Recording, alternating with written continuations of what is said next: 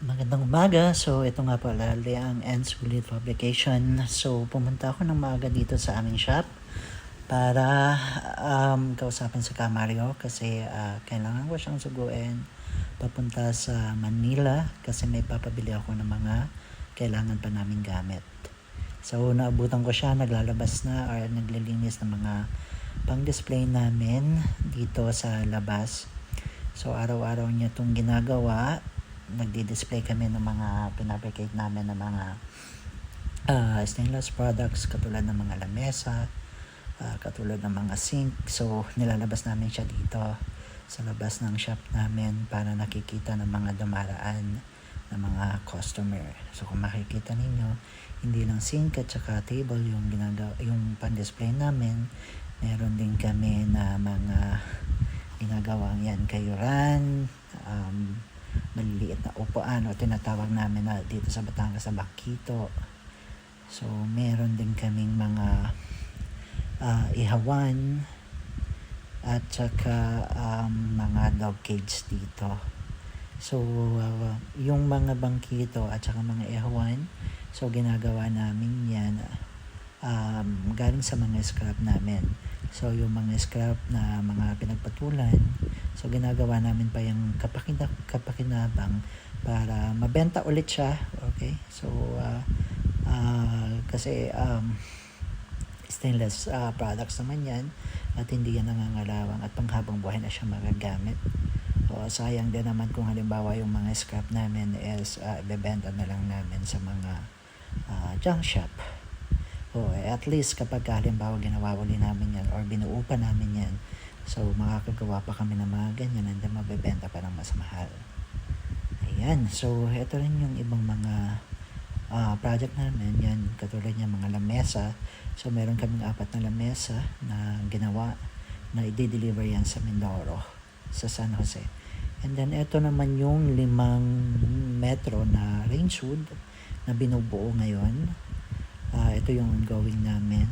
So, ito i-install namin ito sa Batangas City, sa San Isidro, Batangas. Yan, ito yung lamesa. So, yung nagpagawa nitong lamesa na to ay baker.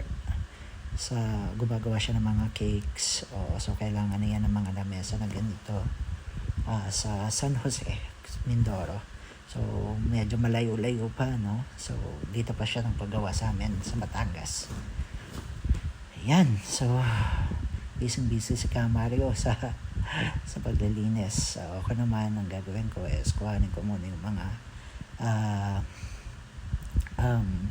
mga papel ko dito para bigyan ko ng instruction si Kamario.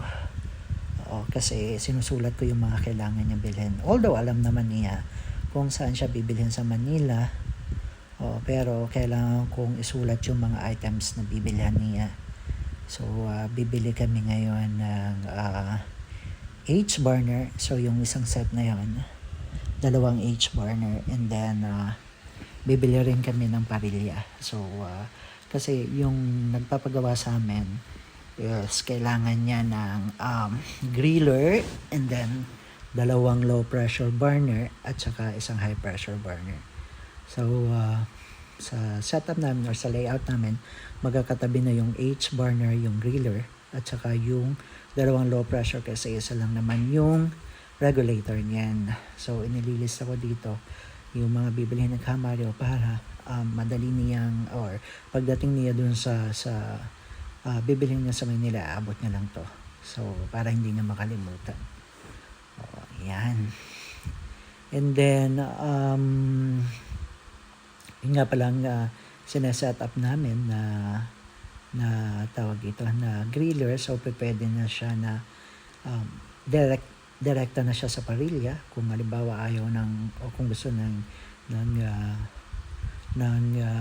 chef is direkta na, pwede naman yun. And then kung halimbawa gusto niya na meron siyang uling or meron siyang lava rock, so pwede rin kasi meron siyang second layer para sa uling at saka sa lava rock.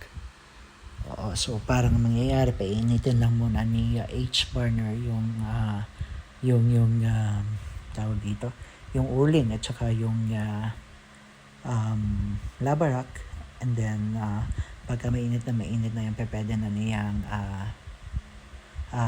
patayin yung